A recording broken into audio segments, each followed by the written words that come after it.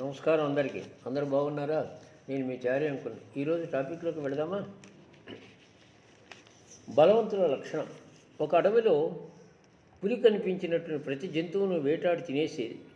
పిల్లలు పెద్ద జీవులా అని అస్సలు ఆలోచించేది కాదు. దానివల్ల చాలా పిల్ల జంతువులు ప్రాణాలు పోయేవి. అయినా మిగతా జంతువు ఏవి కూడా దాన్ని ఎదిరించే ప్రయత్నం చేసేవి కాదు. కానీ ఒకరోజు పులి ఓ చిన్న కుందేలు పిల్లను వేటాడుతోంది. అక్కడే ఉన్నటువంటి చీమ, నీకు ఇది ఏమైనా న్యాయంగా ఉందా? అంత చిన్నపిల్లని తినాలని చూస్తున్నావు అంది.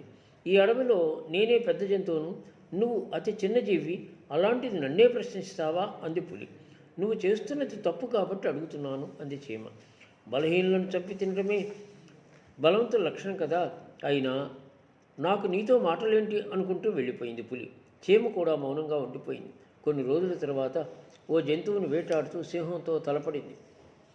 ఆ పోరులో దానికి చాలా గాయాలయ్యాయి. ఎలాగో అలా తప్పించుకుని గుహకు చేరుకుంది. దాని మీదున్న కోపంతో ఏ జంతువు సాయం చేయడానికి ముందుకెళ్ళలేదు. దాంతో చీమ ప్రక్క అడవి నుంచి ఎలుగుబంటిని తీసుకొచ్చి వైద్యం చేయించింది. తర్వాత బలవంతులు బలహీనులను ఇబ్బంది పెడితే ఎలా ఉంటుందో తెలిసొచ్చిందా? అది నిజమైన బలవంతుల లక్షణం కాదు. వీలైనంత ఎక్కువగా సాయం చేయగలగడమే బలవంతుల లక్షణం. అప్పుడే మంచి పేరు వస్తుంది అంది చీమ. అర్థమైంది మిత్రమా, ఇక నుంచి అనవసరంగా వేటాడి ఎవరిని ఇబ్బంది పెట్టను అంది పులి. ఇప్పటి నుంచి జాగ్రత్తగా ఉండసాగింది. నచ్చిందా మీకు?